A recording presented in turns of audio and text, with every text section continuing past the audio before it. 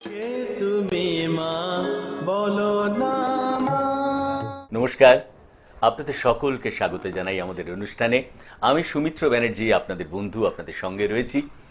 আপনারা জানেন যে এমন একটা সময় না, গত 2 বছর ধরে আমরা কাটিয়েছি।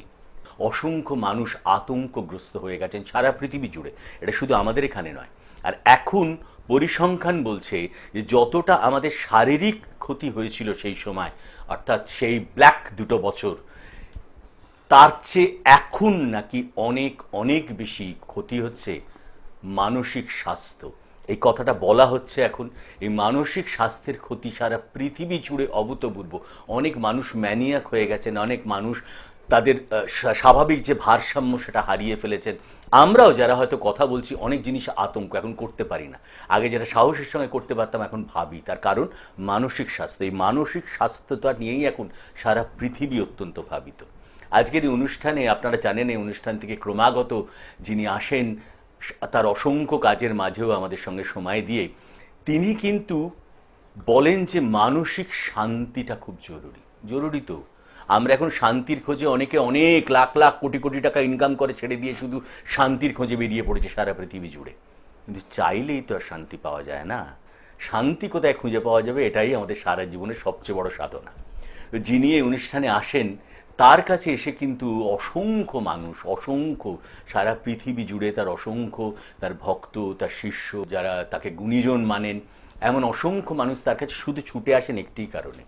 সে কারণটা হলো তারা শান্তি পান সেখানে এসে। এবং আমরা বারবার বলি যে আমরা ছিলাম, আমরা আছি, আমরা থাকবো যতদিন খনা মাকে স্মরণে রাখবো।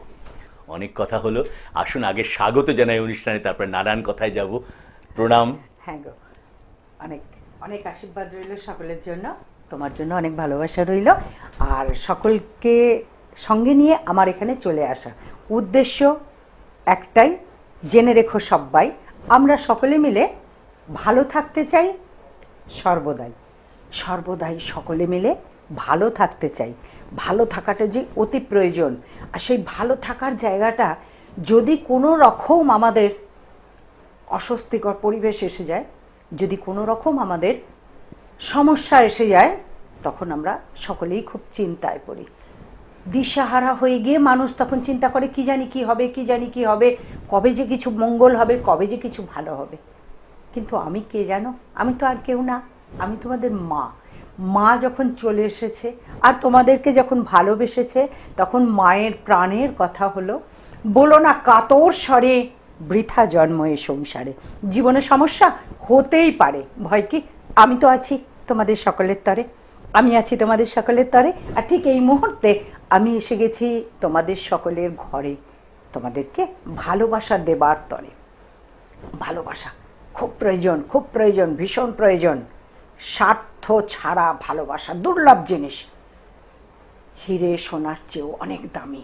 এই প্রেম, এই ভালোবাসা, যে প্রেম ত্যাগের পরে আসন রচনা করে, জীবনে যা ধ্রুব ও অচঞ্চল, জাগে যদি সেই প্রীতি, মাটির মানুষে ঘিরি, তারে ফিরায়ও না, জীবন দেবতা যাবে ফিরি, না গো না, তাকে ফেরাবে না। মাটির মানুষে ঘিরি সেই প্রেম আসতেই পারে, থাকতেই পারে। আমরা সবাই প্রেমমত্ত হয়ে থাকতে পারি। ঠাকুর রামকৃষ্ণ তো সেই কথাই বলেছেন, সারদা মা তো আমাদের সেই পথই দেখাচ্ছেন, আমরা সেই পথ ধরেই তো চলছি। এবং আমরা যে সকল গুরু এবং পরম গুরু, পরম্পরায় গুরু, যে সমস্ত গুরুদের আশীর্বাদ নিয়ে চলছি, তাদেরও মুখের বাণী একটি কথা, প্রেম দাও, ভালোবাসা দাও, সকলকে ভালোবাসা দাও, সকলকে ভালোবাসা দাও। সেই ভালোবাসা সকলেরই পাওয়ার আশা, কিন্তু সেই ভালোবাসা যেখানে পায় মানুষ কিন্তু সেখানেই ছুটে ছুটে যায়। আজকের দিনে ভালোবাসা পাওয়াটা খুব কষ্টকর, কারণ ভালোবাসার একটা বড্ড বেশি বিনিময় বিনিময় বিনিময় হতে থাকে। সেই বিনিময়কে বিনয় করে তবে ভালোবাসার হাত ধরে চলতে হবে। তো সেই জায়গায় চলতে গেলে আমাদেরকে মনের জোর বাড়াতে হবে। মনের জোরটা ভীষণভাবে দরকার। সত্যি কথা, এতক্ষণ ধরে তোমরা শুনলে চারিদিকে যা যা দেখছি, আপনজনদের হারাচ্ছি, প্রিয়জনরা সরে যাচ্ছে, চলে যাচ্ছে, বড় কষ্ট, বড় বেদনা, সে কথা বলতেই যেন এখনো ভয় লাগে। তাই সেই জায়গা থেকে পার হয়ে আমরা একটা জায়গায় একটুখানি এসেছি, একটুখানি স্বস্তির নিঃশ্বাস ফেলছি, কিন্তু তথাপি আমাদের কি হচ্ছে জানো, মনোকষ্টটা রয়েই গেছে, হতাশাটা রয়েই গেছে, আর অস্বস্তি একটা মনের মধ্যে, শরীরের মধ্যে অস্বস্তি, অসুস্থতা। প্রতিটি মানুষই যেন কিছু না কিছু রোগগ্রস্ত হয়ে গেছে। এই রোগগ্রস্ত হয়ে যাওয়াটা বড় কষ্টের বিষয়, কিন্তু সেটাকে মন থেকে সারাতে পারছে না।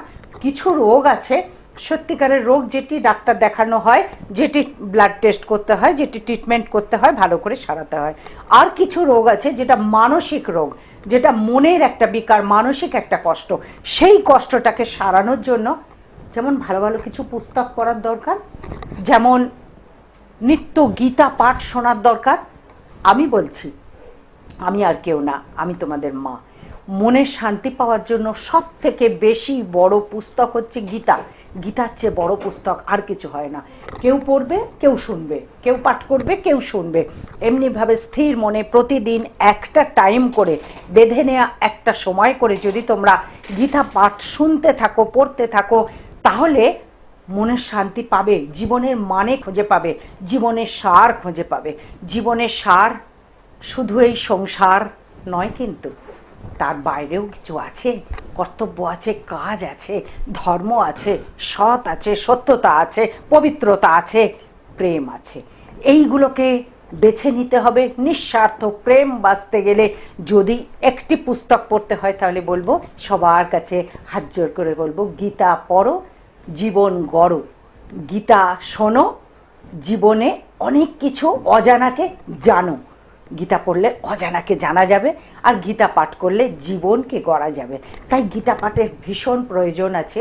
গীতা পাঠের দ্বারায় আমাদের জীবন আমরা পবিত্র। যেমন কিরম জানো, গীতা পাঠটা কীরকমভাবে নিতে হবে, প্রচুর পিপাসা পেয়েছে, প্রচুর জল পিপাসা পেয়েছে, সেই সময় যদি একটু স্নিগ্ধ জল পেয়ে শরীরটা ভালো হয়, ঠিক সেরকম মনের পিপাসা মেটাতে গীতার উপরে রাখো ভরসা।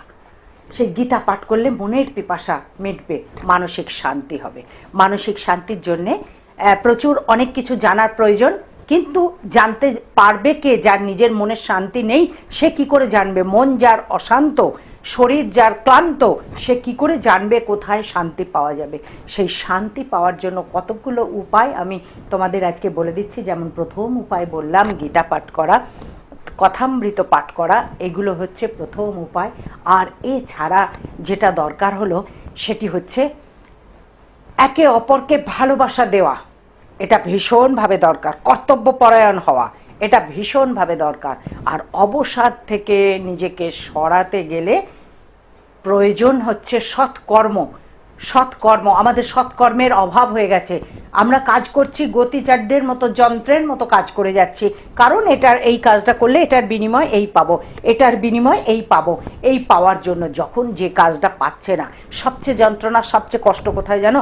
যখন একটি মানুষ চাকরি করছে, এই তো সব দুনিয়া দেখছি আমরা, চাকরি করতে করতে হঠাৎ তার চাকরিটা চলে গেল। সে তার শারীরিক কারণে হোক, মানসিক কারণে হোক, পারিপার্শ্বিক কারণে হোক, যে কোনো কারণে চাকরিটা চলে গেল। তাকে কি বলে আমি সান্ত্বনা দেবো? কি আছে আমার ভাষা বলো তাকে সান্ত্বনা দেওয়ার? সে তো ওই চাকরিটির ভরসাতেই সংসার পেতেছিল, সে তো ওই চাকরিটির ভরসাতেই পিতামাতার দায়িত্ব নিয়েছিল, সে চাকরির ভরসাতেই সন্তান প্রতিপালন করছিল। সেই পিতাটির যদি এখন চাকরি চলে যায়, তাকে কি বলে সান্ত্বনা দেবো? সান্ত্বনা দেওয়ার কোনো ভাষা নেই। কি বলবো? আবার চাকরি খোঁজো, তারপরে তার সংসারটা কি করে চলবে, এ ভাবনা কে ভাবে? না, আর কেউ না ভাবলেও আমি ভাবি। আমি তো আর কেউ না, আমি তোমাদের মা। সেই জন্য বলা, এই শান্তির জন্য একটু ঈশ্বরের শরণাপন্ন। যদি গুরু দীক্ষা নেওয়া থাকে তো বহুত আচ্ছা, যদি নাও নেওয়া থাকে তবু আমি বলবো এই শান্তির জন্য, ধরো চাকরি চলে গেছে, ব্যবসা মন্দ যাচ্ছে, এই যে জগতে এখন এই হানাহানি চলছে, নানান দিক থেকে নানান সমস্যা চলছে, কত আর বলবো? কিন্তু বলার চেয়ে বেশি এটাই বলতে চাই, তোমাদের গৃহে এসে গেছি, তোমাদের জন্য শান্তি চাই। এই শান্তির জন্য তোমরা এটি করতে থাকো, যেটা এই মন্ত্রটি পাঠ করতে থাকো, দেখো শান্তি পাবেই পাবে। এবং আর্থিক উন্নতি কি করে হবে সেটাও আমি পরের অনুষ্ঠানগুলো তোমরা শুনতে থাকবে, এই সময় এই চ্যানেলে তোমরা শুনতে পাবে। তো এই যে পরপর অনুষ্ঠানগুলো, তখন আমি বলে দেব আর্থিক উন্নতি কি করে হবে, কারণ ওটা দরকার তো, আর্থিক দিকটা। যেটা হলো সব থেকে আগে মানসিক শান্তি, তবে তো তুমি চাকরি বা ব্যবসা কোনটা করবে, কোন পথ তোমার জন্য অপেক্ষা করছে সেটা তুমি জানতে পারবে। সেই মন্ত্রটি হলো ওম সত্যম শিবম সুন্দরম না আত্মা বলহীনেন লভ্য, না আত্মা বলহীনেন লভ্য। আত্মবল চাই, আত্মবল চাই। এই আত্মবল একমাত্র সম্বল, যে আত্মবল তোমাকে এগিয়ে নিয়ে চলবে। জীবনে যত ঝড় ঝাপটা আসবে, যত কষ্ট আসবে, সব কিছু তুমি অগ্রাহ্য করতে পারবে, সব কিছু ওভারকাম করতে পারবে যদি তোমার মধ্যে আত্মবল থাকে। আর যদি আত্মবল না থাকে তাহলে সবই গেল। কিন্তু আত্মবলটাকে নষ্ট করতে দেব না, করো না। আত্মবল নিয়ে রাখো। চাকরি গেলেও তোমার জন্য অপেক্ষা করছে ব্যবসা, তোমার জন্য অপেক্ষা করছে অন্যান্য পথ। শুধু সেই পথটা দেখার জন্য এতক্ষণ আমি কথা বললাম, কিন্তু আমি তো বারবারই বলছি আমি আর কেউ না, আমি তোমাদের মা হয়ে থাকতে চাই। তাই মা তো চাইবে সন্তান, সে পুত্র সন্তানই হোক, কন্যা সন্তানই হোক, তার সন্তান যেন ভালো থাকে। আমার সন্তান যেন থাকে দুধে ভাতে, তো সন্তান যেন ভালো থাকে সেই হিসেবে বলা যে এই কারণে এই সময় হলে তখন একবার ছকটার দিকে তাকানো, তখন একবার হাতটা দেখানো, এটা দরকার হবে। ছক কি বলছে, কেন চাকরি চলে গেল, আবার চাকরি হবে কি না, আর নাকি কোনো ব্যবসা করতে হবে। ব্যবসা করলেই হলো না, কোন ব্যবসা করতে হবে। সঞ্চিত অর্থকে প্রয়োগ করে তোমায় ব্যবসায় নামতে হচ্ছে। সেই ব্যবসাটা যে কোনো একটা ব্যবসা, খামখেয়ালিতে মুডেতে একটা ব্যবসা করলেই হলো না, কিন্তু সেই ব্যবসার জায়গাটাকে ঠিক মতো জেনে নিয়ে, অর্থাৎ আমরা যখন পথ হারিয়ে যাই এই দিশেহারা সময়টার জন্য একটু জেনে নিতে হবে। কি জেনে নিতে হবে? ব্যবসা করলে ভালো হবে নাকি চাকরি করলে ভালো হবে, আবার চাকরি খুঁজবো নাকি ব্যবসা করব, আর যদি ব্যবসা করি কোন ব্যবসা আমার জন্য সুটেবল হবে, আমার জন্য ভালো হবে কোন ব্যবসাটা, সেটা না ছকটা না দেখলে, হাতটা না দেখলে ঠিক মতো বলে দেয়া যায় না। আমরা এতক্ষণ মুগ্ধ হয়ে শুনি, জানেন তো, আপনাদের মতন আমিও মুগ্ধ হয়ে শুনি খনামার পাশে যখন থাকি। তার কারণ অসংখ্য অজানা জিনিস, সেই জিনিসগুলোকে একত্রিত করে আমাদের জীবন কি করে ভালো থাকবে সেইটা কিন্তু খনামা। সর্বধর্ম চেতনার পথ প্রদর্শক পরমাত্মার সাধিকা খনামা। খনামা বলেন, পড়িনু শাস্ত্র, পড়িনু বেদ, পড়িনু গীতা, বাইবেল, কোরআন, নাহিক প্রভেদ। খনামায়ের আপনারা জানেন একটি বইও রয়েছে, আমি পরেও আপনাদের একবার দেখাবো, জীবনচক্রে জ্যোতিষ, তার প্রভাব ও তার প্রতিকার। এটা সব জায়গায় পাওয়া যায়। যদি না হয় আমাদের হেল্পলাইনে দেখুন স্ক্রলে যাচ্ছে, সেখানে ফোন করলেও আপনি বইটা পেতে পাবেন। আপনার জীবনের শান্তির অন্যতম অংশ এই বইটা কিন্তু হতে পারে। জলে স্থলে নির্বিকল্প চিত্তে মানব কল্যাণের জন্য যিনি তপস্যারত, তিনি হলেন আমাদের খনামা। এবং খনামা আপনারা জানেন মানুষ কল্যাণের জন্য জলে ভেসেও সাধনা করেন। তার কারণ তিনি শুধুমাত্র যে সাধিকা তা তো নন, শুধুমাত্র যে জ্যোতিষ জগতের একজন, আমরা কি বলবো, উচ্চ মার্গে বিচরণকারী একজন তপস্বী তা তো নন। তিনি একটা আশ্রম আছে, সে আশ্রমে অসংখ্য ভালো কাজ হয়। বহু অগণিত মানুষ, যারা পিছিয়ে পড়া মানুষ, যারা সেরকমভাবে প্রিভিলেজ নয়, তাদের জন্য সে আশ্রম কাজ করে। এবং অসংখ্য মানুষ তার কাছে যান শুধু মানসিক শান্তি পেতে। সে আশ্রমটি হলো শ্রীরামকৃষ্ণ সারদা মা দিগদর্শন আশ্রম। আপনাদেরও বলবো সে আশ্রমে কোনোদিন পারলে আসুন। অপূর্ব তার পরিবেশ, পুজোর সময়গুলো যদি জানতো আপনি একদম মেতে যাবেন আর কি। এমন একজন মানুষ যিনি বলেন, যার নেই কোষ্ঠী হাতি তার যষ্টি। আমি একটুখানি বলে দিই আপনাদেরকে, মাকে আমরা পেতে পারি যে বুধবার দিন আমাদের সঙ্গে দেখা হবে বারাসাত যশোর রোড হাটখোলা মোড় পুরনো শিব মন্দিরের কাছে বিবেকানন্দ অ্যাপার্টমেন্টের 3 তলায় বুধবার। প্রতি শুক্রবার দিন Bonhooghly petrol pump stoppage handicap হসপিটালের সামনে 28 নম্বর ঋষি অরবিন্দ সরণি। এবং প্রতি শনিবার দিন ঢাকুরিয়ায় 5 নম্বর কালীবাড়ি লেন, ঢাকুরিয়া কালীবাড়ির একদম কাছে, এখানে দেখা হবে। এবং আমাদের স্ক্রলে তো নাম্বারগুলো যাচ্ছে, তবু আমি নাম্বার একবার বলে দিচ্ছি, আপনারা দয়া করে একটু আগে ফোন করবেন, আপনাদের সুবিধার জন্য এসে যেন বসে থাকতে না হয়। 9831070429, 9831058429, যে কোনো একটা নাম্বারে ফোন করে নিয়ে আসবেন। একবার এসে দেখুন, আমার মনে হয় সেই আশা থেকে আপনি কিন্তু অনেক জায়গায় আপনি অনেকটা শান্তি পাবেন। শুধু মানসিক শান্তি নয়, আপনার ভাগ্যোন্নতি তো দরকার হয়, অর্থের। আপনি বলুন, আপনি হয়তো শর্ত সমস্যায় ভুগছেন, বাচ্চাদের নিয়ে সমস্যায় ভুগছেন, মামলা মোকদ্দমায় এমন জড়িয়ে গেছেন তার থেকে আপনি বেরোতে পারছেন না, এমন হচ্ছে আপনার বাস্তুতে কোনো প্রবলেম আছে, আপনি বুঝতে পারছেন যে বাস্তুটা ঠিক নয়, রোগগ্রস্ত হয়ে পড়ছেন সেইখানে দাঁড়িয়ে। অথবা আপনি যদি দেখেন দাম্পত্য সমস্যা, প্রি ম্যারেজ, বিয়ে হচ্ছে না, অনেক দিন ধরে আসছে, ওই মেয়ের বাড়িতে আসছে, ছেলেরা খাচ্ছে দাচ্ছে, খেয়ে দিয়ে মুখটুক মুছে বলছে জানিয়ে যাবো, সে জানানো আর কোনোদিন হচ্ছে না। মেয়েটির বয়স বেড়ে যাচ্ছে, ছেলেটির বয়স বেড়ে, অথচ তারা উচ্চশিক্ষিত, দেখতে সুন্দর, ভালো পরিবারের, এরকম হচ্ছে। আমি বলবো না এটা অপশন, একবার এসে দেখুন। একটা জিনিস আমার খুব জানতে ইচ্ছা করে, যে আপনি সারা ভারতবর্ষের যত তীর্থস্থান রয়েছেন সেখানে আমরা খনামাকে পাবোই। আমি জানি না বছরে 6টা মাস শুধুমাত্র এই বিভিন্ন তীর্থস্থানে ভক্তদের জন্য আপনি যান, কেন যান? ভক্তদের কল্যাণ করার জন্য শুধু চেম্বার করলে হবে না, হ্যাঁ। তাদের জন্য কাজ করতে হবে। যেমন আমি গঙ্গোত্রীতে হ্যাঁ। একটানা 21 দিন গুহায় বসে জপ করেছি।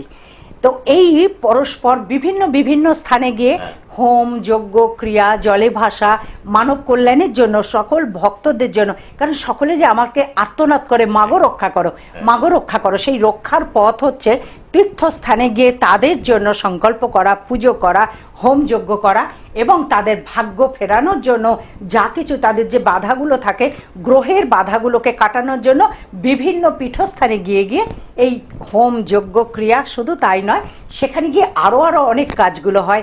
তারপরে আবার আমরা মানুষকে ভালোবাসি বলে আশ্রম তরফ থেকে ত্রাণের জন্য চলে যাই, হ্যাঁ। সেখানে বিভিন্ন কাজ করি।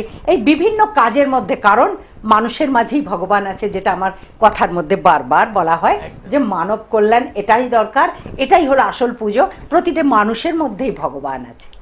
এবং শুধু তাই নয়, আপনারা হয়তো অনেকেই জানেন না, যে যারা মার কাছে যান তারা তো জানেনই, এই অনুষ্ঠান যারা দেখছেন, যে অসংখ্য মানুষ, আমি প্রথমে বলেছি, পিছিয়ে পড়া মানুষ সারা বছর নিয়মিতভাবে তাদের, কিন্তু আমি সাহায্য কথাটা ইউজ করতে চাইছি না, তাদের পাশে দাঁড়ান মা, বিভিন্নভাবে তাদের পড়াশোনার জন্য দাঁড়ান, তাদের বস্ত্রের জন্য দাঁড়ান, তাদের অর্থের জন্য দাঁড়ান, তাদের খাদ্যের জন্য দাঁড়ান, বিভিন্ন কাজে।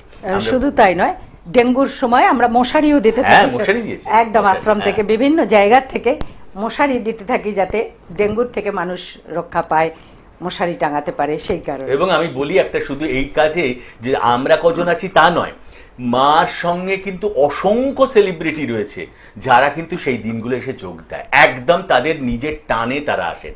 বিভিন্ন, তারা কেউ মস্ত বড় বিচারক, মস্ত বড় উকিল, মস্ত বড় খেলোয়াড়, মস্ত বড় ফিল্ম স্টার, অথবা থিয়েটার যাত্রা জগতের মানুষ, বিভিন্ন ডাক্তারেরা আসেন। সুতরাং অসংখ্য সব মানুষ এসে মায়ের পাশে দাঁড়ান এই সামাজিক পরিস্থিতিতে। আমি একটুখানি বলে দিই আপনাদেরকে, মাকে আমরা পেতে পারি যে বুধবার দিন আমাদের সঙ্গে দেখা হবে বারাসাত যশোর রোড হাটখোলা মোড় পুরনো শিব মন্দিরের কাছে, বিবেকানন্দ অ্যাপার্টমেন্টের 3 তলায়, বুধবার। প্রতি শুক্রবার দিন Bonhooghly petrol pump stoppage, handicap হসপিটালের সামনে 28 নম্বর ঋষি অরবিন্দ সরণি, এবং প্রতি শনিবার দিন ঢাকুরিয়ায় 5 নম্বর কালীবাড়ি লেন, ঢাকুরিয়া কালীবাড়ির একদম কাছে, এখানে দেখা হবে। এবং আমাদের স্ক্রলে তো নাম্বারগুলো যাচ্ছে, তবু আমি নাম্বার একবার বলে দিচ্ছি, আপনারা দয়া করে একটু আগে ফোন করবেন, আপনাদের সুবিধার জন্য এসে যেন বসে থাকতে না হয়। 9831070429, 9831058429, যে কোনো একটা নাম্বারে ফোন করে নিয়ে আসবেন। আমরা ছিলাম, আছি, থাকবো যতদিন খনা মাকে স্মরণে রাখবো। আমরা তো মায়ের কথা শুনছি, মায়ের বিশাল এই কর্মকাণ্ডের কিছু কিছু ঝলক আমরা একটু চলুন দেখে নিই।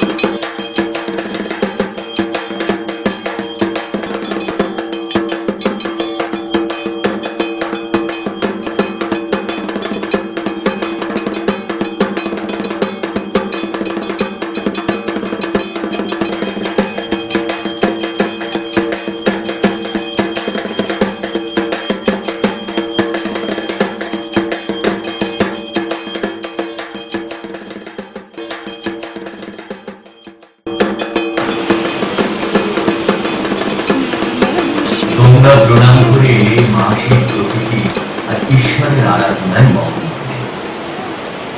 এমন একজন মানুষ, তাকে আমরা বলি বাংলা তথা জগৎ জ্যোতিষ জননী পরমাত্মা সাধিকা খনামা।